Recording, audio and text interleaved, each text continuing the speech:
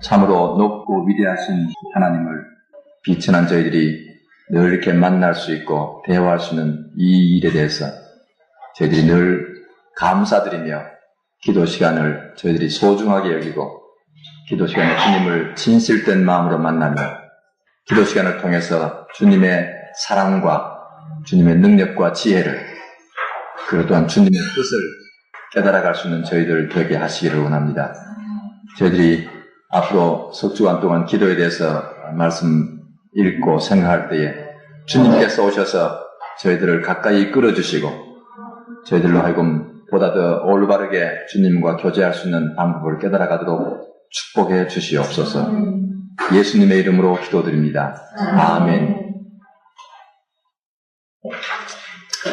오늘은 먼저 기도의 대상과 또 우리가 하나님께 기도할 때 무슨 자격으로 기도하는가를 좀 생각하고자 합니다. 기도에 대해서는 대체적으로 우리가 알고 있는 내용들인데요. 다만 정리만 좀 잘 하면 될 것 같아 보입니다. 그리고 기도에서 가장 중요한 몇 가지 부분을 이미 알고 있지만 좀 소홀히 여기고 조금 잘못되었다고 할까요? 조금 하나님과의 관계가, 기도에 있어서 관계가 하나님 우리에게 바라시는 대로 되지 않은 그런 부분들이 우리 한국교회 안에 좀 아직도 많이 남아있는 셈인데요. 그런 부분들이 조금 정리가 되었으면 하는 마음입니다. 구약 성경에도 기도에 대한 내용이 많이 나오고 신약 성경에도 나오는데요. 특별히 우리는 신약 시대에 살고 있기 때문에 주로 신약 성경을 많이 다루면서 구약 성경에서도 좋은 기도의 모범들을 우리가 살피면서 좀 더 기도에 대한 바른 자세와 내용들과 또 하나님과의 관계를 정리했으면 좋겠습니다. 먼저 예수께서 우리에게 가르치신 가장 모범적인 기도의 원리와 기도의 내용을 중심으로 해서 오늘 말씀 살피겠는데요. 마태복음 6장 9절에 있는 말씀 봅니다. 마태복음 6장 9절.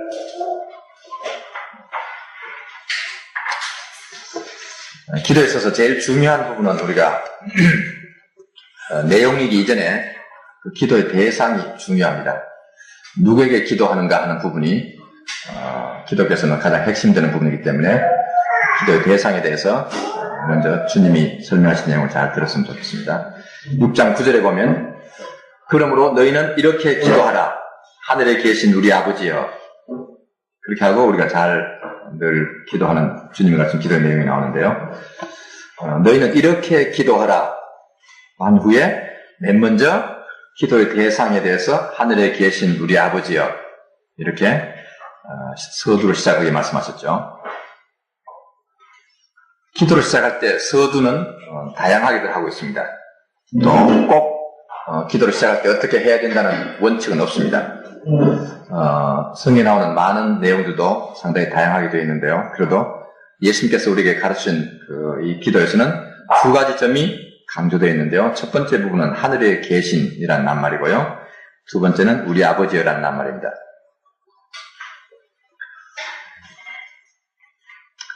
이방 종교와 우리 기독교 가장 큰 차이점이 하나님에 대한 생각입니다. 조금 극단적으로 설명하면 이방 종교는 하나님이 없는데도 하나님이 있는 것처럼 생각하고 기도를 하죠. 실제적으로 그들은 신이 없습니다. 우리나라의 가장 큰 두 개의 종교인 불교나 유교도 무신론이죠. 신이 없는 종교입니다. 그걸 되게 신이 있다고 착각하는데 무신론 종교인 것을 잘 이해하셔서 그들이 하는 기도와 우리 그리스도인이 하는 기도가 왜 달라야 하느냐는 부분을 잘 이해하셔야 됩니다. 불교는 되게 부처님에게 기도한다고 말하는데 이 부처님은 사람이죠. 석가모니가 제일 유명한 부처님이고 그 외에도 이제 해탈한 사람들은 다 부처가 된다 그러잖아요. 그리고 부처님이 오신 날이라고 해서 24일 되면 기념일이 있는데요. 그날이 바로 석가모니가 태어난 날인데요.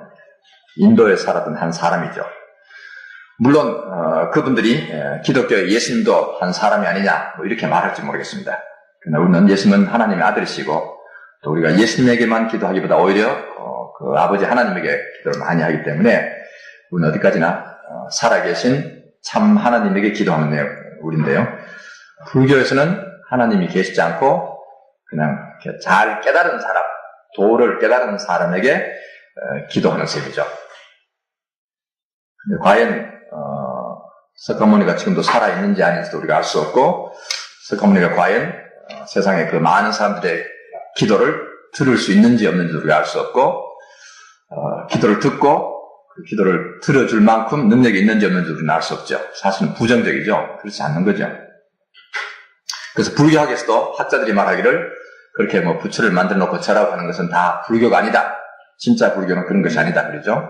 진짜 불교는 자기가 그 석가모니나 많은 분들이 살았던 삶과 그들이 깨달은 것을 우리도 같이 묵상하고 깨달아서 자기 문제를 자기가 해결하는 것이다. 그렇게 불교 학자들이 직접 말합니다. 그래서 이 우리나라의 불교는 무속 종교와 뒤섞여서 혼합되어서 나타난 정상적인 불교가 아니고 혼합 종교의 형태로 나타나는 것이다. 그렇게 말하죠. 물론 유교에서도 신이 없죠. 그냥 하늘 뭐 이렇게 말한다든지 막연하게 어떤 절대자 비슷한 생각을 조금 가질 수는 있겠지만 그래도 실제로 유교에서 신을 말하고 있지 않습니다. 유교에서 가장 존중되는 대상은 부모님이죠. 조상입니다.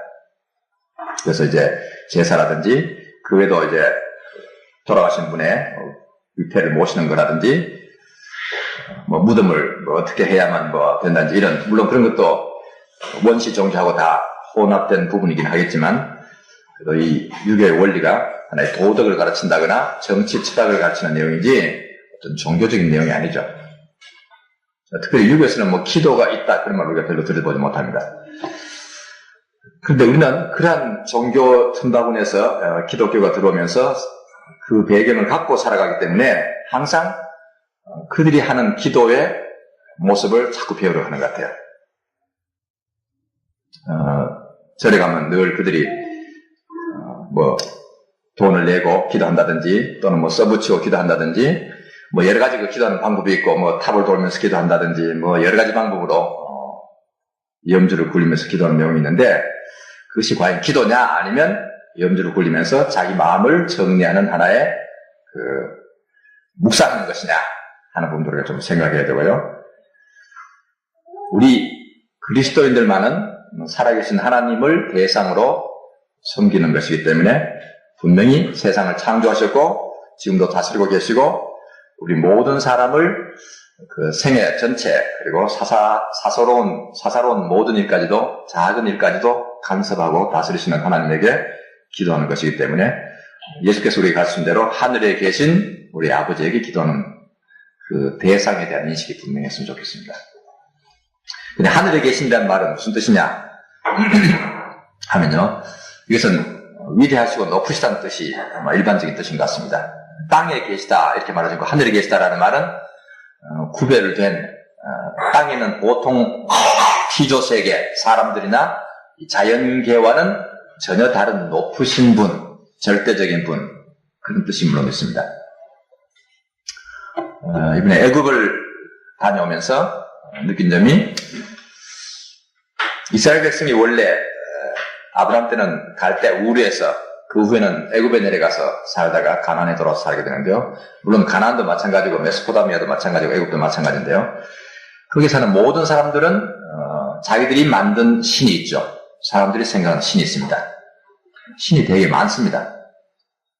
참 하나님을 모르기 때문에 사람들이 그냥 막연하게 어떤 천둥을 친다든지 뭐 해가 떠오르고 내려친다든지 하는 거 보면 신이겠거니라는 생각을 하죠. 왜냐하면 그 큰 붉은 해가 올라오면서 이 햇빛이 비춰야 뭐 밝아지고 거기에서 사람들이 어떤 일을 하고 또 사실 해가 있어야 뭐 나무도 자라고 여러 가지 그 태양이 갖는 부분이 있죠. 남미에 가면 페루라는 나라가 있는데요. 이 페루에 우리가 잘 아는 대로 잉카 제국의 문명이 있습니다. 거기 가보면 산후에 부락을 지어놓고 살면서 그게 제단도 만들어 놓고 항상 태양을 섬겨요. 그 집을 지을 때 신전을 지을 때도 그 태양이 아침에 뜨면 이렇게 비춰오는 그 방향에 맞추어서 창문을 낸다든지 그렇게 하는데 그러나 그 같은 페루에 이 잉카 제국보다 바로 앞에 있었던 문화가 있습니다. 몇 가지 문화가 있는데 그 문화 유적을 둘러보면 태양을 섬기지 않고 달을 섬기는데 그들은 생각하기를 태양이 떠오르면 너무 뜨거워서 다 말라 죽는다 이거죠. 사람도 너무 힘들고, 그래서 오히려 밤에 은은하게 뜨는 달을 더 숭배하는 그런 것도 볼 수 있는데요. 그래서 사람의 느낌에 따라서 저 태양이 참 무엇인지 모르지만 그냥 붓덩어리가 떠올라오고 내려가고 하는데 저것이 뭘까? 그것을 숭배하는가 하면 반대로 또는 저건 너무 무섭고 저 달이 더 좋다 뭐 이렇게 할 수도 있겠는데요. 대개는 태양신이나 달신을 많이 섬깁니다. 애굽에도 마찬가지고요. 근데 그것만 가지고 뭐가 시원하지 않고 그들이 기도한다고 해서 무슨 대답이 오는 것도 아니고 뭐 감이 잡히는 것은 아닙니다. 그래서 결국은 이런저런 신을 또 자꾸 만들죠. 바위를 보고도 나무를 보고도 그리고 뭐 땅은 땅대로 뭐 산은 산대로 강은 강대로 신자고 생각하고 특별히 애굽은 나일강이 정기적으로 범람했습니다. 이번에 가서 이야기 들으니까 이 나일강이 범람하는 것이 우리나라 강이 범람하는 정도가 아니에요. 저는 그 정도로 생각했는데 우리나라 뭐 한강이 범람해봐야 뚝을 넘어서면 그 주변에 낮은 땅만 쓸고 내려가는 정도인데 뭐 조금 높은 데 가 있거나 뭐 높은 아파트에만 살아도 상관없잖아요. 근데 이 애굽은 신전이고 뭐고 싹 다 덮이고 물이 상당히 높은 데까지 올라와요. 왜 그런가 생각해보니까 이 나일강이 세계에서 제일 큰 강입니다. 저 남쪽에 있는 아프리카 중부 지역에서부터 빅토리아 호수가 있는 거기서부터 그 지방에 온 물과 여러 산에 내려오는 물이 호수물이 모여서 서서히 흘러와서 이 애굽이란 나라는 비가 전혀 오지 않는 나라인데 그 사이로 지나서 그냥 지중해로 들어가는 것이죠. 자기들은 비는 오지 않는데 저 딴 쪽에서 온 비가 다 지나가면서 자기 땅을 지나가니까 강이 지나가는 것 뿐이죠. 그래서 나일강이 젖줄이라고 그러죠. 애굽의 땅이 우리나라보다 뭐 몇 배는 나요? 500여 넘다. 상당히 큰 땅인데 그 땅의 95%가 사막입니다. 5%만 나일강 주변에 쭉 내려가면서 나일강 때문에 농사 지을 수 있는 처지가 있는데요. 이 수도인 카이로는 하류이기 때문에 삼각주를 이뤄서 굉장히 평야가 넓어집니다. 거기에서 보면 평야가 많은 것 같아 보이지만 저 중간으로 조금 더 남쪽으로 내려가면 룩소에 들어갑니다. 룩소만 하더라도 나일강 옆에 평야가 아주 좁아요.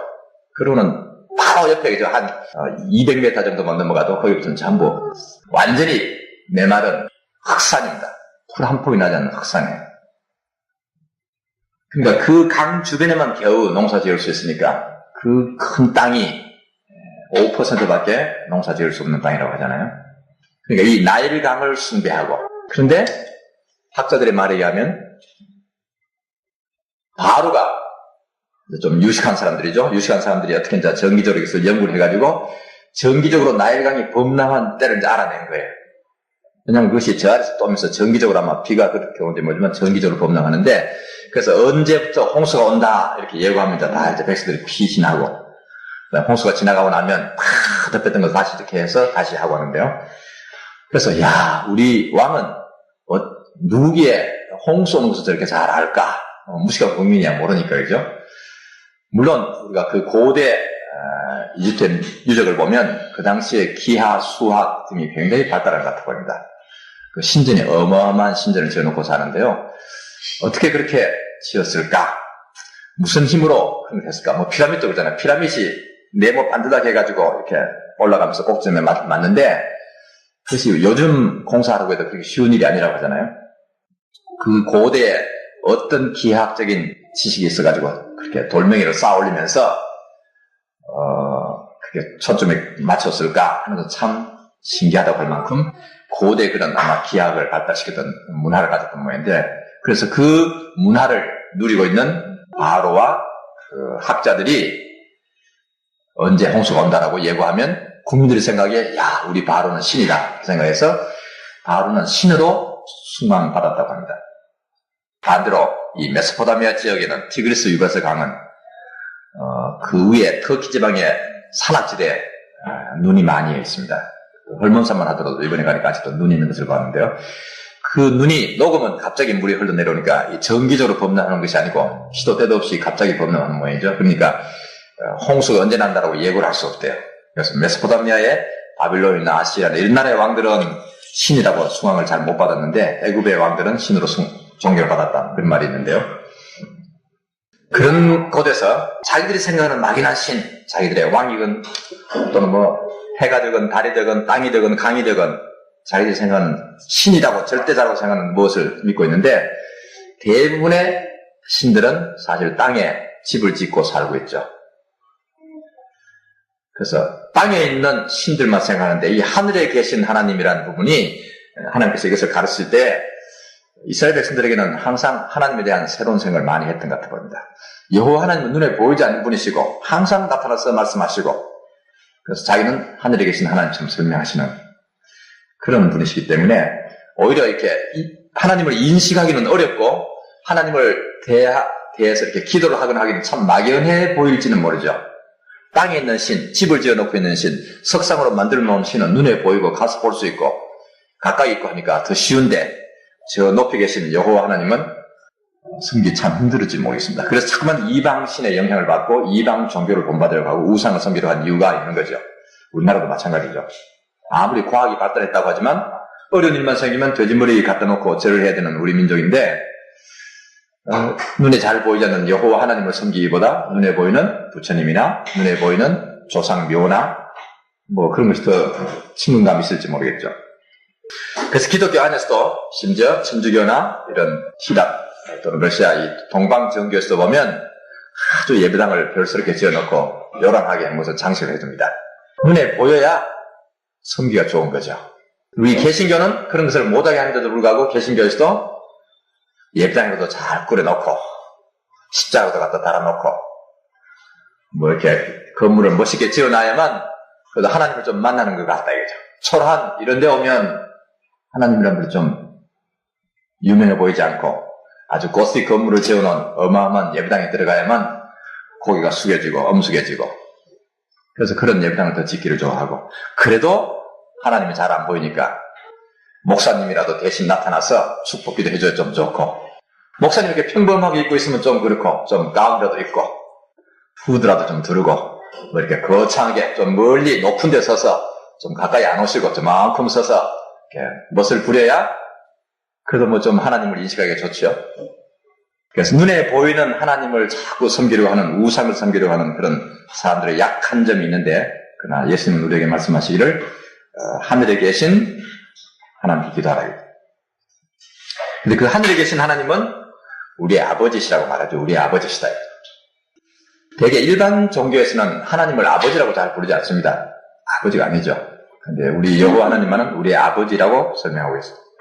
물론 이것은 예수님을 통해서 하나님이 우리의 아버지 되심이 확인되고 또 우리가 예수님을 통해서 하나님의 자녀가 되기 때문에 아무개나 쉽게 부를 수 있는 칭호는 아니지만 우리 그리스도인은 아주 확신을 가지고 아버지라고 불러야 되고요.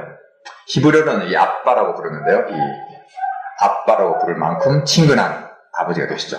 아주 친근하면서도 사실은 하늘에 계신 높은 분이시고 눈에 보이지 않는 인식하기 조금 힘든 가까이 계시지 않는 것처럼 보이는 분이시면서 사실은 아버지처럼 가까이 계시고 내 모든 사정을 돌아보시는 분이시죠.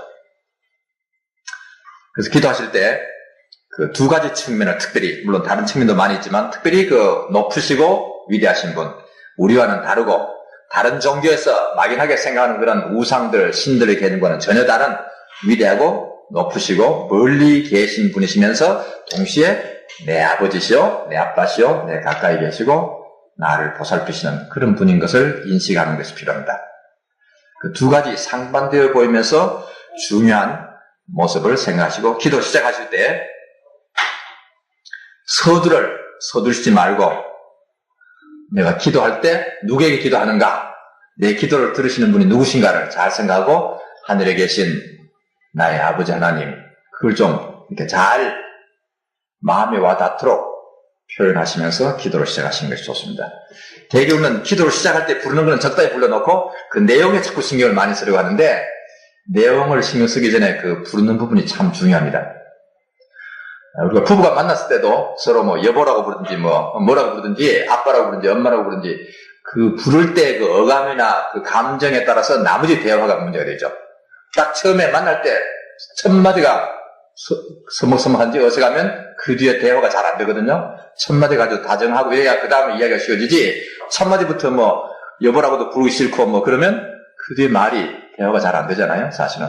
그 처음에 하나님 내가 어떻게 부르고 인식하고 내가 하나님께 나올 때 어떤 마음으로 나온지가 분명해야 그 다음에 내 마음이 평안하고 내 마음에 확신도 있고 기도하는 것이 쉬운데 우리는 자꾸만 그 처음에 대하는 부분을 좀 잘 아는 것 같아 봅니다. 물론 이유가 있죠. 눈에 보이는 분이 아니고 하니까 참 쉬운 일이 아닌 것 같아 보입니다.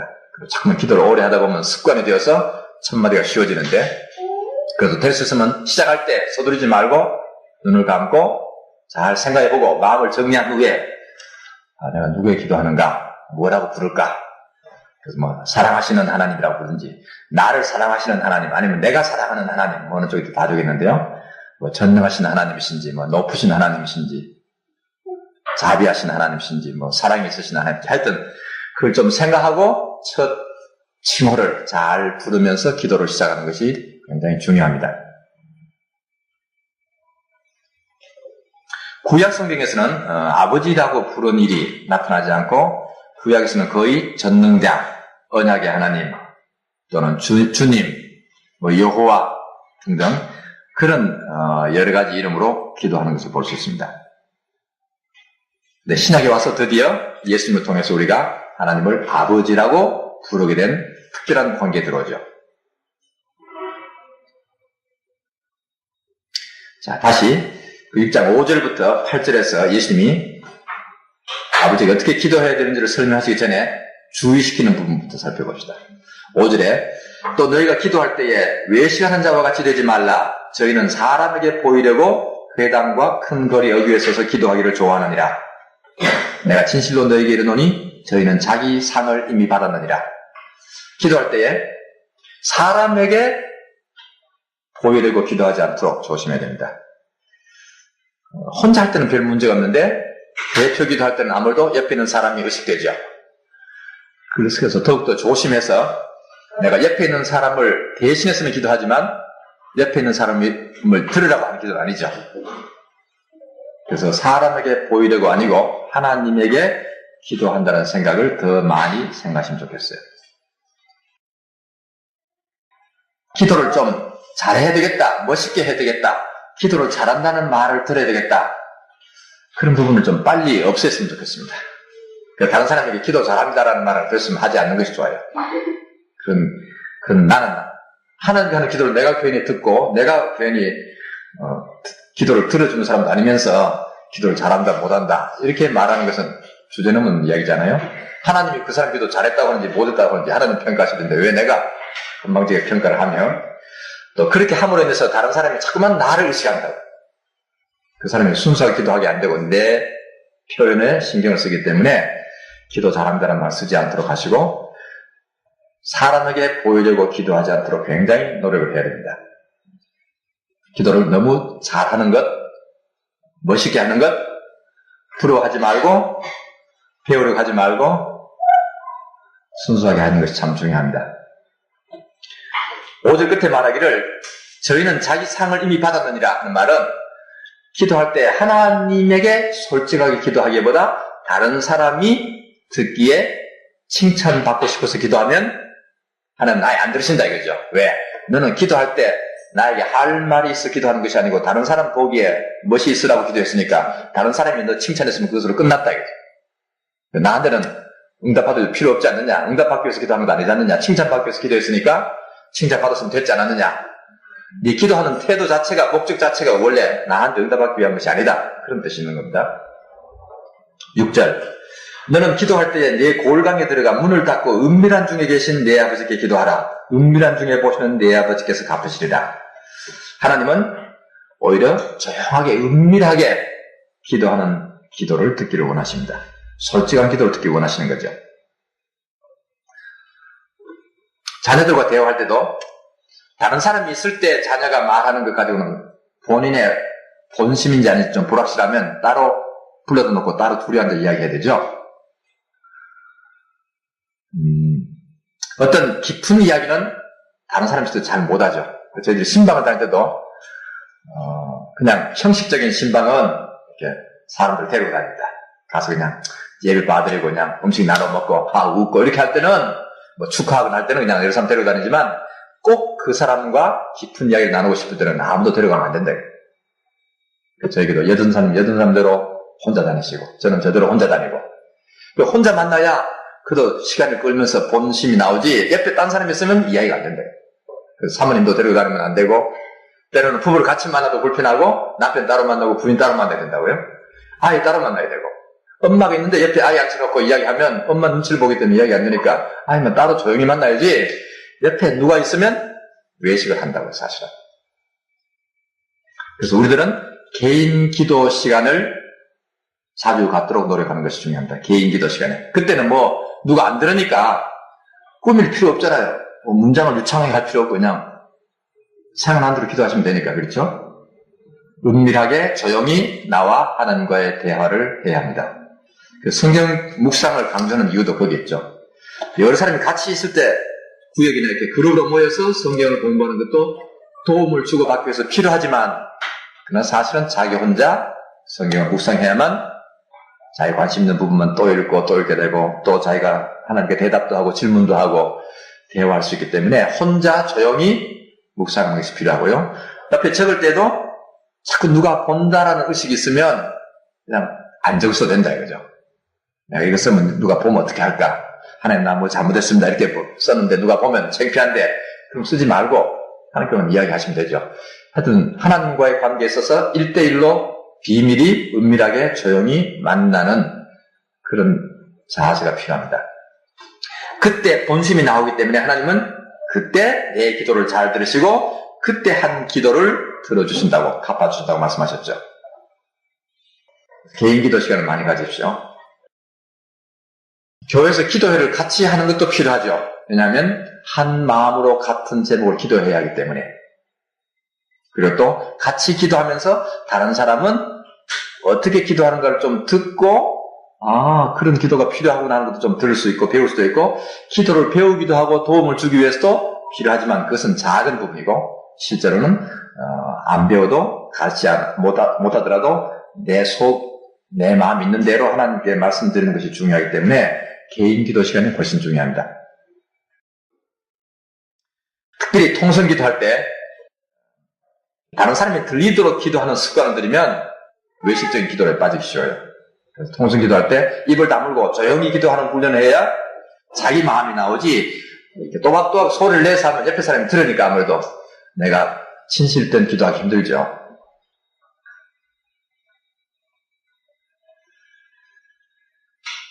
그리고 기도를 언제 가장 잘 배울 수 있냐 하면 대표 기도를 통해서는 잘 배워지지 않습니다. 사실은. 저도 교수님들 대표 기도를 하는 사람인데, 대표 기도는 아무래도 많은 사람을 의식하지 않을 수 없어요. 아무리 진실되게 노력한다고 해도 참 쉽지가 않습니다. 그래서 성경을 보면서 개인 기도를 많이 훈련받는 것이 좋습니다. 대표 기도를 모방하려고 하시지 말고 개인 기도를 깊이 하는 훈련 받으셔야 됩니다. 물론 이제 이번에 강의를 들으시면서 개인 기도의 내용들을 더 배우게 되겠습니다만은, 7절에 또 한 가지 주의사항이겠습니다. 또 기도할 때에 이방인과 같이 중언부언하지 말라. 저희는 말을 많이 하여야 들으실 줄 생각하느니라. 그러므로 저희를 본받지 말라. 구하기 전에 너에게 있어야 할 것을 하나님 너희 아버지께서 아시느니라. 세 번째 주의사항은 이방인들처럼 기도하지 말라. 불교교이나 유교교이나 또는 종교 기독교인 중에서도 이방 종교인 비슷하게 기도를 배우지 않은 사람들의 기도를 본받지 말라. 그들의 기도는 하나님이 좋아하시는 기도가 아니다. 불교교인이 새벽 우리보다 더 일찍이 절에 가서 기도하건, 또는 승려들이 더 일찍부터 하건, 회교 국가에 가면 하루에 5번씩 이렇게 또 확성기로 소리 내면서 기도하는 시간들 있죠. 다 같이 모여서 무릎 꿇고 기도하는 장면이 나오는데, 그런 거 보고 우리도 그렇게 해야지 본받을 필요 없습니다. 이방인의 기도는 하나님이 기뻐하는 기도가 아니기 때문에 무엇이 문제가 있느냐? 그들은 말을 많이 하여야 듣는다고 생각한다.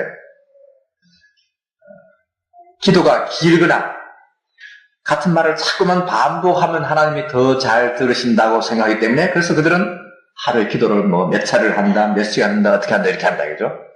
그래서 우리는 기도의 양이 많아야 된다라는 생각에 빠지면 안 됩니다. 그리고 기도가 짧거나 자주 반복하지 않는 기도는 하나님이 안 들으신다, 정성이 없어서 안 들으신다, 그렇게 착각하시면 안 됩니다. 이방인들이 그렇게 한다. 그래서 8절에 그러므로 저희를 본받지 말라. 왜? 구하기 전에, 기도하기 전에 너에게 있어야 할 것을 너희 하나님 아버지께서 아신다. 내가 기도하기 전에 기도하고 싶은 마음을 가지고 기도하려고 눈을 감으면 이미 하나님은 내가 지금 무엇을 구하려고 하는지 다 아신다. 그러니까 자꾸만 하나님 못 들으셨는가? 내가 했는데 내 정성이 모자라는가? 안 들으시는가?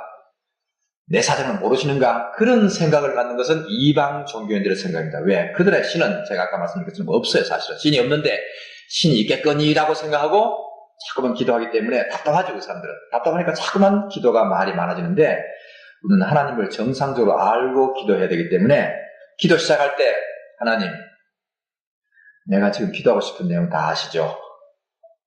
그런 마음을 가지고 편안하게 기도할 수 있었잖아요. 다 아는 거예요. 이미. 상담을 하는데 이미 내용을 다 알고 있으면 상담하기가 편하죠. 그래서 저희 교회 교원들을 만나면 상담하기가 쉬워요. 상담 받으러 오는 사람도 쉽고 상담해주면 저도 쉽고 서로가 오래 교제해서 잘 아니까 딱 만나면 벌써 서두부터 되게 내용을 알거든요. 그럼 뭐 군소리 많이 할 필요 없잖아요. 이미 아는데 핵심만 바로 이야기해도 되는데 처음 만난 사람은 서로 눈치를 봐야 되죠. 윤총무가 어떤 사람인가 궁금하고 어디까지 내 비밀을 이야기할 수 있을까. 저는 또 이 사람이 어째 어떤 교인인가 뭐 이야기 들어도 웬만큼에서는 감을 잡을 수가 없어요. 그러니까 상당히 힘들죠. 그러면 자꾸 말이 많아져야 되잖아요. 다시 해야 되고 오해가 일어나는데 하나님은 오해하시지 않고 내가 구하기 전에 내게 있어야 하는 거 다 아시죠. 내가 말을 거꾸로 해도 하나님은 바로 들으시죠. 다 아니까 내 마음을. 그래서 기도할 때 부담을 갖지 않고 내가 꼭 아뢰야만 하나님이 아시는 것도 아니고 내가 자꾸만 부르짖어 들으시는 것이 아니고 이미 내 마음의 상태를 아시고 내가 기도하고 싶고 하나님에게 도움을 구하고 싶은 마음 갖는 자체부터 이미 하나님은 충분히 내 소원을 아시고 또 나는 이렇게 기도하는데 하나님은 그렇게 말고 내가 기도하지 않은 저쪽도 너에게는 필요하지 않느냐. 그런 모든 부분을 다 아시고 계시기 때문에 굉장히 편안한 마음으로 기도하셔야 됩니다. 굉장한 특권이죠. 내 모든 사정을 다 구하기 전에 아시는 분에게 와서 기도한다는 말은 얼마나 편한지 몰라요. 그래서 말이 잘 안 되면 답답해 하시지 말고 하나님 나는 말을 할 줄 모릅니다. 표현력이 없습니다. 하나님 다 아시죠? 다 아시니까 내가 말 안 했지만 내가 지금 마음속에 있는 여러 가지 아쉬움과 부탁드리고 싶은 부분 하나님 알아서 잘 들어주십시오. 그렇게 하셔도 되잖아요. 꼭 말해야 돼요? 그렇게 하면 뭐가 허전합니까? 허전할 때는 이 구절을 또 읽으시고 또 읽으셔야 됩니다.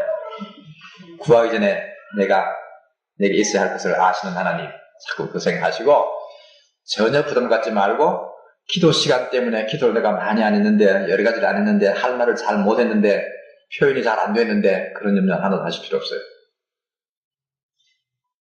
집에 자라는 우리 꼬마들이 하나님께 기도한다고 합시다. 손을 모으고 식사할 때 이거 뭐라고 기도하겠어요 도대체. 기도할 줄 모르죠. 조금 더 나이가 들면 5, 6살, 7, 8살 되면 이제 몇 마디 할 수 있죠. 그 아이가 도대체 기도 몇 마디 합니까? 그래도 하나님 아시죠? 그 아이에게 무엇이 필요한지 아시죠? 부모도 자기 아이가 다 말하지 않더라도 알아서 하잖아요. 아이가 뭐 다 말합니까? 엄마가 벌써 아이 키우면서 되게 알죠. 그러니까 지금은 뭐 잠잘 때가 되었다. 지금은 뭐 젖줄 때가 되었다. 뭐 지금 좀 운동을 시켜야 된다. 목욕을 시켜야 된다. 뭐 어쩐다. 얘가 이제 기저귀를 갈아야 될 때가 되지 않았냐. 다 알죠. 대충은. 아이가 말하지 않아도 챙겨주잖아요. 근데 우리보다 훨씬 더 우리는 그래도 잘 모르는 부분이 있지만 정확하게 모든 것을 아시는 하나님이시기 때문에 꼭 내가 말을 해야 하는 것도 아니고 또 표현을 제대로 해야 되는 건 아니죠. 그런 하나님을 잘 인식하면 기도 자체가 순수해지고 외식도 없어지고 의문도 회의도 없어지고 편안한 마음으로 기도 드릴 수 있습니다. 그래서 9절에 말씀하시기를 그러므로 너희는 이렇게 기도하라. 그러므로 너희는 이방인처럼 하지 말고 이렇게 기도해라. 하늘에 계신 우리 아버지여, 하늘에 계시는 말 안에 내 모든 사정을 다 아시고 아버지란 말 안에도 나의 모든 것을 가까이서 챙기시고 계시는, 물론 어머니란 말이 안 들어있지만 아버지란 말에는 어머니란 말도 다 포함되어 있죠. 아버지와 어머니 같이 내 모든 삶을 보살피시는 하나님이시죠.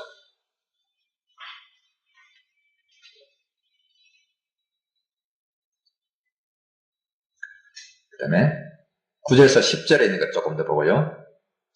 9절 하반부에 이름이 거룩히 여김을 받으시오며 10절에 나라의 임하옵시며 뜻이 하늘에서 이룬 것 같이 땅에서도 이루어지이다. 그 5절에서 간접적으로 어떤 하나님이 나타나냐면 거룩하신 하나님이시라는 의미가 있습니다. 거룩하신 분입니다. 거룩하다는 말은 우리가 윤리적으로 깨끗하다라고 자꾸 생각하기 쉬운데 물론 윤리적인 의미가 따라올 수 있지만 사실은 구별되다라는 뜻이죠. 구별되다.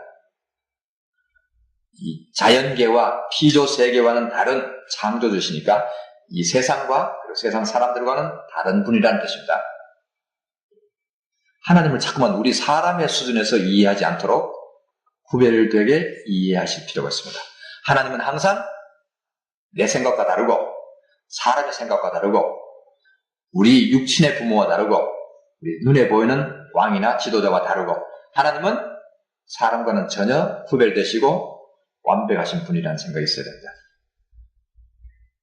그래서 항상 여기 기도의 처음에 첫 번째 기도 제목이 그겁니다. 하나님을 구별되게 대우하라는 이야기예요. 하나님을 구별되게 대우해야지 나하고 비슷하게, 우리 부모와 비슷하게, 우리 목사님과 비슷하게, 우리 대통령과 비슷하게 그렇게 인식하지 말라는 이야기입니다. 하나님은 전혀 구별되신 분이기 때문에 그래서 내가 가진 소원이나 또는 내가 가진 어떤 억울한 일이 되었건 내가 필요한 일이 되었건 그 모든 일에 있어서 하나님을 나와 똑같이 나를 가르쳐준 선생님이나 부모님이나 그런 분과는 다르게 생각하는 것이나 모든 목표가 전혀 다르신 분이죠. 그래서 하나님을 자꾸만 내 수준으로 끌어내리고 내 소원에 따라오도록 그렇게 하려고 기도를 하지 않도록. 그래서 처음에 기도할 때 부를 때부터 하나님을 내가 무엇이라고 부를까? 어떤 분인가 잘 생각하고 부르시고 그 다음에 먼저 꼭 기도할 때 주의할 것은 하나님은 저와 다르시죠. 하나님의 생각은 제 생각과 다르고 하나님의 생각은 우리 부모님의 생각과 다르고 사람들의 생각과 다르시고 하나님은 아주 구별된 다른 분이시죠. 제가 하나님을 그런 분으로 먼저 인식하고 기도하게 해주시죠. 그런 자세가 필요하다는 얘기입니다. 그 두 번째, 그분은 나라를 다스리시는 분이죠. 그래서 그분의 나라가 임하옵시며라는 말은 하나님이 다스리십시오. 하나님이 저의 왕입니다. 우리나라는 김 대통령이 다스리는 것도 아니고 그건 누가 다스리는 것도 아니고 하나님이 다스리십니다. 우리 가정도 우리 부모가 아니면 나와 내 남편이 다스리는 것이 아니고 하나님이 다스리십니다. 우리 교회도 당회나 목사님이나 누가 다스리는 것이 아니고 하나님이 다스리십니다 하는 생각이 있어요. 하나님의 다스림이 하나님의 나라가 내 생활과 내 가정과 내 교회와 내 국가에 하나님의 나라가 하나님의 통치가 임하기를 기도하는 그 내용에서 하나님을 통치자로 왕으로 참된 지도자로 인식하는 것이 필요합니다. 그것을 잘 인식하지 않으면 자꾸만 하나님을 끌어들이려고 한다 이거죠. 우리나라가 원하는 하나님, 우리나라 남북 통일이 어떻게 되어야 됩니다. 우리나라 경제는 어떻게 성장해야 됩니다. 우리 가정이 어떤 일은 어떻게 되어야 됩니다. 우리 교회는 건축 목표가 있고 교회 성장 목표가 있습니다. 그렇게 기도하지 않도록 처음부터 하나님이 다스리시고 계시기 때문에 하나님이 원하시는 것이 무엇입니까? 제가 하나님의 뜻을 따르게 해주십시오. 우리 목사님도 우리 부모님도 우리 대통령도 하나님의 뜻을 따르게 해주십시오라고 기도된다. 근데 이게 잘 안 되니까 자꾸만 우리는 기도를 거꾸로 하는 거예요. 세 번째 나오는 것이 같은 내용이죠. 하나님의 뜻이 하늘에서 이룬 것 같이 땅에서도 이루어지이다. 하나님의 뜻이 이루어져야죠. 왜냐하면 그분이 나라를 다스리시는 분이니까. 그분이 왕이시기 때문에. 그리고 그분은 구별되신 분이시고 우리와 생각이 다르시고 그 생각에 따라서 이상적인 나라를 세워가실 분이시고 그러기 위해서 그분은 이상적인 뜻을, 계획을 갖고 계시다. 그 부분이 먼저 확실하면 기도가 훨씬 더 정돈되죠. 아마 어쩌면 할 말이 없어질지 모르죠. 생각도 나와 다르시고 그분의 뜻이 있으시고 그분이 모든 것을 통치하고 다스리시는데 감히 내가 뭐라고 하나님 이렇게 하십시다 저렇게 하십시다 뭐 해주십시오 그런 말이 잘 안 나오죠. 그래서 이 부분을 잘 9절 10절만 잘 인식하고 기도할 때 내가 기도하는 대상이 어떤 분이신가 잘 생각하면 할 말이 싹 없어지고 할 말은 이거밖에 남지 않죠. 하나님 지시하십시오. 제가 따르겠습니다. 그렇게 할 말이 없어야 정상입니다, 이것이. 하나님을 올바르게 배우면 기도가 사실 많이 줄어듭니다. 하나님을 잘 모를 때는 답답하니까 뭐 이것도 말해야 되고 이것도 말해야 되고 해야 되죠. 구도자로서 처음 믿을 때는 그럴 수밖에 없어요. 그분은 서서히 하나님을 배워가야 되고, 하나님을 잘 배워가면 점점 내가 말이 되지 않는 기도를 많이 했구나. 하나님이 생각하고 나하고 너무나 다르구나. 내 생각을 버려야 되겠구나 하는 것을 많이 깨달아지기 시작하면 내 기도가 대폭 줄어듭니다. 하나님을 배워가는 만큼 기도가 줄어들지 않으면 하나님을 잘못 배워가는 것이죠. 근데 그러고 나서 또 그 아래 보면 이제 기도가 나오죠. 여러 가지 기도가 나오는데요. 잠깐만 살피겠습니다. 11절에 오늘날 우리에게 일용할 양식을 주옵시고. 하나님이 다 아신데 왜 기도해야 되느냐? 우리가 우리에게 죄 지은 자를 사하여 준 것 같이 우리 죄를 사하여 주옵시고. 그것은 물론 내가 잘못한 것을 고백하는 거니까 그거는 말이 되겠죠. 특별히 시험에 들게 하지 마옵시고 라는 말이, 시험은 욕심과 많이 관계되는데요. 하나님이 좋은 뜻을 갖고 계신데 내가 항상 옆에 사람들에게 영향을 받아서 욕심에 시험에 들고 있다. 하나님 시험에 들게 하지 마옵소서라는 기도는 물론 하나님을 배워갈 때 더 잘 되어야 할 기도입니다. 내가 어떤 시험에 드는가를 잘 생각해 보셔야 됩니다. 결혼하려고 할 때, 집을 이사 가려고 할 때 내가 시험에 들고 있지 않는가? 저 같으면 여행을 많이 다니면서 시험에 들고 있지 않는가? 교회를 운영해 가거나 학교를 운영해 가면서 어떤 시험에 드는 것이 무언가? 그 사람의 생각이 자꾸 들어가면 시험에 드는 것이죠. 다만 악에서 구하옵소서. 여기 악에서 구하라는 말은 사탄이 자꾸만 나를 미혹하고 있기 때문에 그 시험에 들지 않는 것과 관계되는 부분입니다. 자꾸 악한 자의 생각에 내가 빨려들지 않는가? 누구가 나에게 이렇게 하라고 말했는데 그것이 과연 하나님 뜻인가? 아니면 악한 자의 뜻인가? 마무리에 나라와 권세와 영광이 아버지께 영원히 있사옵니다. 나라도 하나님의 나라요, 모든 권력도 하나님이 다스리고 잡고 계시고 모든 영광도 하나님 받으셔야 되고, 그런 부분이 기도의 전체 내용이죠. 그래서 예수님께서 이방인처럼 기도하지 말라라고 하신 후에 너희들이 구하기 전에 이미 너에게 무엇이 있어야 하는지 다 아신다. 그러므로 기도를 하지 말라고 말하지 않고 기도를 이렇게 해라. 기도를 바꾸래. 우리에게 기도를 바꾸라. 어떻게 바꾸느냐? 하나님을 부를 때부터 어떤 하나님을 잘 알고 불러야 되고, 그리고 기도할 때 어떤 하나님인지 잘 알고 먼저 구별된 분이시고 나라를 다스리는 왕이시고 뜻을 갖고 집행하시는 분이시고, 그 다음에 그 하나님에게 내 죄의 사함에 대해서나 시험에 들지 않기 위해서, 악에 빠지지 않기 위해서 기도해야 되죠. 그것이 중요한 기도라는 이야기입니다. 그러면서 일용할 양식을 주옵시오라는 부분이 중간에 끼어있죠. 그래서 우리가 다음 시간에 기도가 왜 필요한지를 좀 설명할 때 설명드리도록 하겠습니다. 자, 우선 기도의 대상 부분을 조금 더 정리합시다. 같은 6장에 뒤로 조금 내려가면 24절에 이런 말이 나옵니다. 24절에 한 사람이 두 주인을 섬기지 못할 것이니 혹 이를 미워하며 저를 사랑하거나 혹 이를 중히 여기며 저를 경히 여김이라. 너희가 하나님과 재물을 겸하여 섬기지 못하느니라. 하나님도 섬기고 재물도 섬기면 안 된다는 이야기입니다. 물론 섬긴다는 말이 좀 쉽지가 않은데요.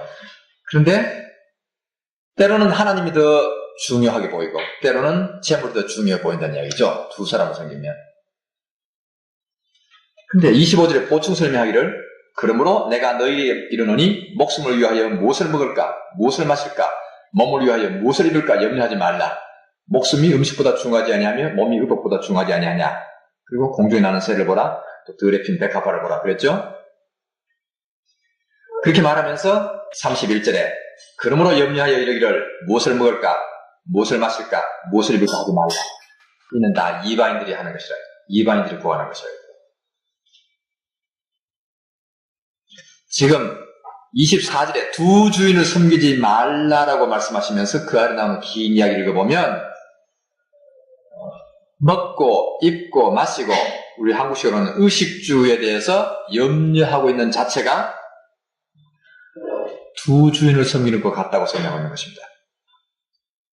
우리 한국에서는 의식주 이렇게 되어 있는데 왜 여기는 집은 말이 없고 오히려 먹는 것, 마시는 것이 강조됐을까? 제가 이번에 여행하고 와서 좀 느꼈는데요. 그건 물이 아주 귀합니다. 애국도 물이 귀하고 이스라엘도 물이 귀하고요. 물이 귀하기 때문에 물이 참 중요합니다. 집은 그렇게 중요하지 않는 것 같아요. 더운 지방이고 하니까 그런지 특별히 애국 같은 데는 집이 별로 중요하지 않는 것 같아요. 오히려 해가 뜨거우니까 해를 가려야 될지 모르겠습니다만은 바로의 신상을 보면 바로가 이렇게 짧은 치마 같은 옷을 입고 있죠.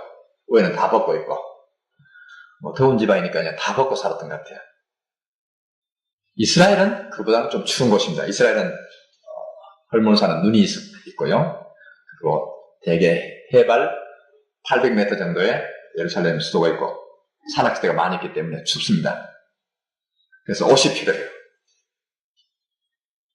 근데 물이 아주 귀하기 때문에 물이 참 중요합니다. 물론 나일강도 그들에게는 젖줄이지만 사실 나일강도 그냥 마시는지 아닌지는 제가 잘 모르겠습니다만 물이 참 귀한 것이고 이스라엘은 비가 많이 오지 않고 적당하게 오는데 이 빗물을 잘 받아둬야 하고 그래서 물이 참 귀하고 바위에서 생수가 나는 곳이 가끔 있는데 그런 물이 참 중요합니다. 염려하는 이유가 뭘까? 하나님이 나를 보살피신다는 생각 외에 먹을 것이 있어야 되고 집도 있어야 된다. 옷도 있어야 되고 물은 필요한 것이죠. 그래서 앞에 일용할 양식을 주옵시오라는 말이 이미 나와 있는데 필요하긴 한데 하나님이 채워주신다. 내 필요를 하나님이 미리 아신다. 라는 생각이 약하면 물론 기도도 해야 되지만 내가 의식주 문제를 내가 해결해야 되지 않느냐. 돈도 있어야 되지 않느냐. 라는 생각이 자꾸 든다. 실제로 의식주 문제를 가지고 돈 문제를 가지고 시험을 많이 받아보셔야 됩니다. 내가 하나님을 참으로 의지하느냐 아니냐. 요즘은 사실 의식주 문제가 그렇게 힘든 때가 아니죠. 요즘은 다 먹고 살고 입고 살고 별로 걱정 없이 사는데 그래서 어쩌면 일용할 양식을 주옵시오는 기도를 잘 안 하는 것 같아요. 기도해 보셨어요? 아침 잡수실 때 감사합니다고 했지 오늘 점심도 주시겠습니까? 라고 기도해 보셨어요? 저도 그 기도가 잘 안 돼요. 그래서 가끔 하나님 제가 기도도 하지 않았는데 이렇게 또 주십니까? 구하기 전에 미리 아시고 주시는 하나님 감사합니다. 제가 그렇게는 기도를 덜 하는데요. 이 구절 때문에 제가 자주 생각해봐요. 나는 왜 미리 기도하지 않을까? 넉넉하니까 별 염려가 안 되죠. 은행 통장에 돈이 있고, 쌀이 있고, 집이 있고, 농에 옷이 있는데, 염려가 없잖아요. 그래서 가끔 저는 불이 한번 나서 다 없어지든지 한 일이 있으면 내가 뭐라고 기도할까? 하면서 생각해 보는데, 실제로 하나님을 내가 의지하느냐, 아니면 이미 내가 갖고 있는 것을 의지하느냐 하는 부분이 하나님과 대화할 때, 교제할 때 심각한 문제로 부딪힙니다. 그래서 32절에 다시 보세요. 32절에 이는 다 이방인들이 구하는 것이라. 무엇을 먹을까, 무엇을 마실까, 무엇을 입을까. 이는 다 이방인들이 구하는 것이다. 믿음이 없는 사람이, 하나님을 안 믿는 사람들이 구하는 것이다. 그렇죠. 안 믿는 우리 주변의 사람들이 다 의식주 문제 때문에 야단 법석을 뜨는데 거기에 내가 자꾸만 영향을 받아서 휩쓸린다.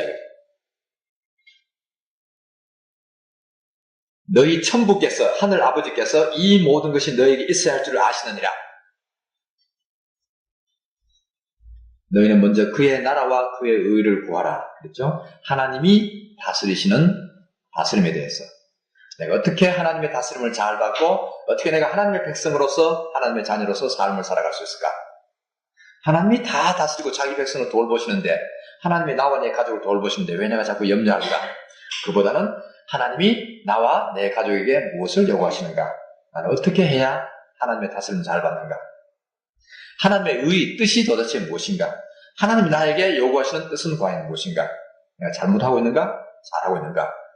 그것이 중요한데 내가 잘하고 있는가? 잘못하고 있는 것은 꼼꼼히 생각하지 않는다고요. 우리가 구체적으로 기도하라 그러면 먹을 것이 뭐가 필요한가? 입을 것이 뭐가 필요한가? 학비가 얼마나 필요한가? 집이 구체적으로 돈이 얼마 필요한가? 적금을 들고 있는데 언제 집을 살 것인가 등등. 직장이 지금 어떻게 되어 있고 진급해야 되는 거 아닌가? 많은 것을 구체적으로 많이 생각하는 것 같은데 내가 잘못한 것은 구체적으로 생각하지 않고 도매고 하나님 오늘도 잘못한 거 용서해 주시죠. 그리고 끝난다고요? 구체적으로 생각해보지 않아요. 내가 무엇을 잘못했을까? 아침에 내가 무슨 볼일 보고 누구하고 만나고 무엇을 어떻게 했는가? 내가 오늘 돈을 어디에 어떻게 썼는가? 누구하고 말하면서 잘못한 일이 없는가? 아이를 기르면서 내 마음이 어땠던가? 그런 것을 구체적으로 생각하지 않기 때문에 하나님의 뜻을 생각하고 내가 잘하고 잘못한 것을 밝히는 데는 별로 구체적이 아니고, 주일날 오면 하나님 일주일도 우리가 하나님께 잘못을 많이 범했습니다. 그건 굉장히 거짓말이에요. 실제적으로 구체적으로 생각하지 않고 하는 말이에요. 붙들고 물어보세요. 오늘 그렇게 기도하시는데 무슨 생각으로 그 기도하셨습니까? 모른다 그럴 거예요. 깊이 생각하고 기도하지 않아요. 물론 공개적으로 기도하기 참 불편한 점도 있겠죠. 대표 기도는. 근데 개인적으로 기도할 때도 과연 나는 하나님의 다스림을 하루 동안 잘 받고 있는가? 저녁에 꼭 생각해 보십시오. 아침에 하셔도 좋고요. 어저께 내가 하루 종일 시간을 올바르게 사용했는가? 낭비하지 않았는가? 그러니까 쓸데없이 누구와 만나서 쓸데없는 이야기를 하지 않았는가? 돈을 제대로 사용했는가? 그러니까 얼마만큼 하나님을 많이 생각했는가? 내 관심이 어디에 있는가? 부부 사이는 그러죠. 당신 나를 사랑해? 당신 나 얼마만큼 생각해? 서로 이야기한다고요? 내 생일 기억하느냐 안 하느냐, 뭐 결혼 기념일 챙기느냐 안 챙기느냐, 그런 거는 많이 이야기하는데 과연 나는 하나님과의 관계에서 그렇게 잘 되고 있는가? 하나님이 나를 보고 너는 얼마만큼 나를 생각했느냐?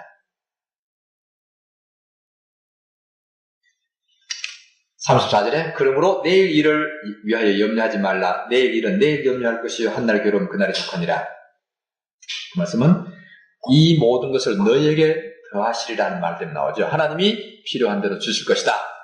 자꾸만 염려하지 말고 내일은 내일, 모레는 모레대로 하나님이 그때그때 필요한 대로 주실 것이다. 그보다는 매일매일 나는 어떻게 살아가고 있는지 하나님 앞에서 하나님의 나라와 뜻을 내가 얼마만큼 생각하고 살아가고 있는지 그것이 더 중요하다. 거기에 관심을 가져라. 그렇게 말씀하시는 것인데요. 참 생각보다 어렵습니다. 그래서 기도 시간이 필요한 거죠. 기도하지 않아도 하나님이 다 필요한 거 주시기 때문에 어떻게 생각하면 그냥 잊어버리고 살아도 되겠는데 왜 기도를 자꾸 해야 되느냐? 자꾸 내 생각이 하나님께로 가지 않고 하나님의 나라와 뜻, 그래서 내가 일생 동안 하나님 앞에서 아름답게 살아가고 하나님이 기뻐하시고 그래서 또 하나님이 나와 내 가정에 필요한 것을 알아서 채워주시고 그러면 참 좋은데 나는 그런 생각을 잘 하지 않기 때문에 항상 내 눈에 보이고 내 귀에 들리는 소리가 무엇을 먹을까, 무엇을 입을까, 무엇을 마실까, 무슨 집에 살까, 어떤 문화생활을 할까, 이제는 점점 더 어떤 즐거운 것을 하고 살까, 그런 데 관심이 있기 때문에 두 주인을 섬기고 있다. 두 주인을. 두 주인을 섬기고 있는 것에 대해서 믿음이 없다라고 말씀하세요. 믿음이 적은 자의 기도라 그래요. 내 믿음이 과연 있는가? 하나님을 내가 얼마만큼 신뢰하고 살아가고 있는가? 내가 과연 하나님을 믿는가? 말은 하나님 믿습니다. 그렇게 하면서 항상 물질을 더 의지하고 있지 않는가 하는 부분이 이 교훈의 핵심입니다. 다시 정리합시다. 기도의 대상에서 앞에서 배운 대로 어느 정도는 하나님 인식에 가고 있는데 그러나 그것은 반쯤만 그렇게 하고 있고 나머지 반 내 마음은 딴 것이 나를 지배하고 있지 않는가 하는 부분까지도 하나님은 철저하게 점검하기를 원하십니다. 그 다음에 7장에 가면 7장 7절에 구하라 그러면 너에게 주실 것이요 찾으라 그러면 찾을 것이요 문을 두드리라 그러면 너에게 열릴 것이니 구하는 이마다 얻을 것이요 찾는 이가 찾을 것이요 두드리는 이에게 열릴 것이니라. 이 구절을 지나치게 강조해서 구하러 가지 않았느냐 찾으러 가지 않았느냐 두드리라고 하지 않았느냐 라고 해서 그 구하는 것만 강조하면 잘못된 겁니다. 지금 이 말씀을 앞에 이야기 다음에 나오기 때문에 앞에서 무엇을 먹을까 무엇을 입을까 무엇을 마실까 그런 거 구하지 말고 하나님 나라 의를 구하라 이렇게 말씀하신 후에 구하라 찾으라 두드리라고 했는데 금방 앞에서 배운 말씀 다 덮어두고 잊어버리고 역시 기도해야 하나님 주신다. 의식주 문제를 구해야 된다. 이렇게 한다면은 예수님의 가르침 자체가 앞뒤가 안 맞죠. 그렇죠? 오해하시면 안 됩니다. 그래서 설교할 때 문제가 있는 거예요. 설교할 때 이렇게 문맥을 따라서 차곡차곡 설명해 가지 않으면 7장 7절 와서 설교하면 6장을 다 덮어두고 전반적으로 설교가 된다 이거죠. 그래서 항상 설교는 문맥을 따라 차곡차곡 풀어가야만 되는데 제목 설교하면 딱 이 부분 뽑아가지고 기도로 강조해버리면 예수님의 설명에 위배되게 해석되어지는 것입니다. 그래서 구해야 되는데 무엇을 구해야 되느냐? 기도를 해야 되는데 무슨 기도를 해야 되느냐? 예수님 앞에 설명한 것처럼 주기도문처럼 기도하셔야 되고 하나님 나라와 뜻을 먼저 생각하고 두 주인을 섬기지 않도록 무엇을 먹을까 입을까 그런 거 구하라는 말 아니다. 이해되세요? 혹시 어디서 열심히 기도하면 준다고 하지 않았냐? 라고 말하더라도 그건 앞에 하고 틀리는 말이니까 잘못된 해석을 하고 덮어두셔야지 아멘 그러시면 안 됩니다. 아주 조심해서 들으셔야 됩니다. 9절에 너희 중에 누가 아들이 떡을 달라 하면 돌을 주며 생선을 달라 하면 뱀을 줄 사람이 있겠느냐? 너희가 악한 자라도 좋은 것으로 자식에게 줄 줄 알거든 하물며 하늘에 계신 너희 아버지께서 구하는 자에게 좋은 것으로 주시지 않겠느냐? 하늘에 계신 너희 아버지께서는 말 다시 나오고요. 구하는 자에게 좋은 것으로 주시지 않겠느냐? 그렇죠? 하나님은 내 아버지시고 나를 사랑하시기 때문에 내가 구하기 전에 나에게 무엇이 필요한지 미리 잘 아시기 때문에 하나님이 주시고 싶은 것을 준비하고 계시죠. 그걸 주시고. 근데 하나님 나에게 구하라고 했습니다. 그죠? 무엇을? 하나님께서 저를 사랑하시기 때문에 하나님의 나라와 하나님의 뜻이 이루어지기에 맞는 대로 하나님이 필요한 것을 주십시오. 그렇게 해야 된다. 그죠? 원래. 저는 무엇을 입을까, 마실까 염려하지 않습니다. 하나님 필요해서 주시겠죠. 그래도 하나님 지금 나는 쌀이 지금 떨어졌습니다. 돈이 지금 필요합니다. 학비를 언제까지 내야 됩니다. 우리 아이의. 집이 어떻습니다. 라고 물론 기도할 수 있어요. 그런데 그때 염려하지 말고 두 주를 숨기는 것처럼 하지 말고 하나님께서 아셔서 필요한 대로 주시겠죠. 만일 하나님의 뜻이 집을 사는 것이 아니면 안 주시고요. 만일 하나님의 뜻이 병이 빨리 낫지 않고 더 오래 알아야 되면 낫지 않게 하셔도 좋고요. 만일 하나님의 뜻이 우리 아이가 대학에 들어가는 것이 아니면 뜻이 아니면 안 벌써 좋습니다. 그렇게 고백하면서 기도해야 돼요.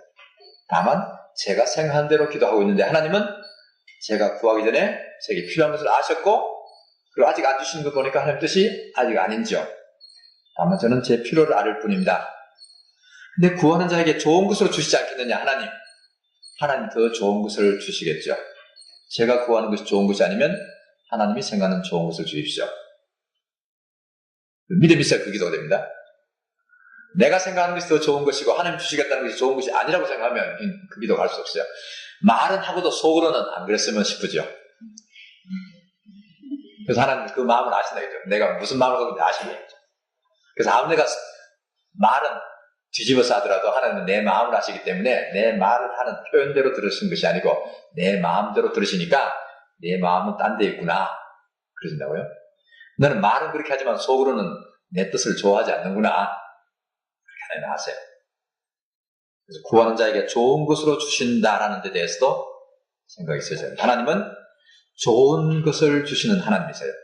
근데 내가 생각하는 좋은 것을 준다고 생각하시면 안 된다. 그건 어리석은 내 생각이고 위대하신 하늘에 계신 아버지 하나님이 나에게 좋은 것으로 주신다. 아이들이 여기 생선을 달라, 떡을 달라. 물론 좋은 것을 달라고 하면 주지만 생선을 먹어서 안 될 나에게 생선을 주지 않을 것이고, 그렇죠? 떡을 먹어서 안 될 나에게 떡을 주지 않겠죠. 더더구나 칼을 달라고 하면 칼을 줄 리도 없고 잘못된 장난감 사달라고 하면 사줄 리가 없죠. 당연하잖아요. 그래서 철없는 아이가 기도할 때 부모가 달라는 대로 주지 않는 것처럼 사랑하기 때문에 내가 기도하는 대로 들어주신다면 참 그 하나님을 믿고 기도할 수 없죠. 내가 기도하는 대로 주시지 않고 하나님이 더 잘 아셔서 좋은 것으로 주시기 때문에 내가 훨씬 더 확신을 가지고 기도할 수 있는 것이 축복이라는 이야기입니다.